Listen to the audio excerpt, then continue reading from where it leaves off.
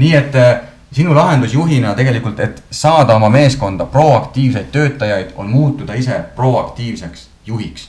Ja mitte proaktiivseks juhiks ainult selles mõttes, et sa hakkad, ma ei tea, iga hommik kell 8 tegema koosolekuid, kus te vaatate agenda üle, mis on tänased plaanid, mis on selle nädala eesmärgid, mis on numbrid, graafikud. Ei, seda nad näevad niikuinii. Nad ootavad sinu proaktiivsust nende asjade suhtes, mis nendele inimesena seal töö juures korda läheb. Lõpuks, kui sa võtad juhina sellise seisukoha, siis sa muutud tunnustavaks juhiks.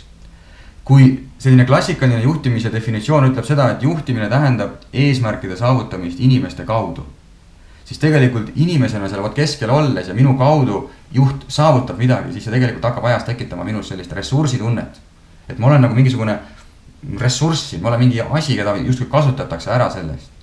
Sest ma ei tunne, et juht tegelikult nagu isiklikult sellele kõigele läheneks. Ta ei loo minuga isiklikku kontakti, ma olen siin, ma käin siin, aga ma ei tunne, et ma oleksin tegelikult vajalik. Ja seepärast, kui sa võtad juhina selle proaktiivse suuna, siis sa muutud tunnustavaks juhiks. Ja tunnustava juhi definitsioon kõlab hoopis teistmoodi. Tunnustav juhtimine tähendab teadlikult oma inimeste sisemiste motivaatoritega tegelemist, et tekitada nendest tunne, ma tahan selles organisatsioonis seda tööd selle juhi alluvuses teha. Ja kui sa võtad nagu juhina eesmärgiks proaktiivselt tekitada kõikides oma inimestes see tunne, et nad tahavadki siin töötada, see on parim koht täna, kus kohas töötada, siis ma luban sulle, et sa hakkad nägema proaktiivseid töötajaid. Sest et nendele läheb korda see, mida sina juhina nende nimel teed. Nendele läheb korda see, et nad tunnevad, et siin töö juures on midagi veel lisaks palgale.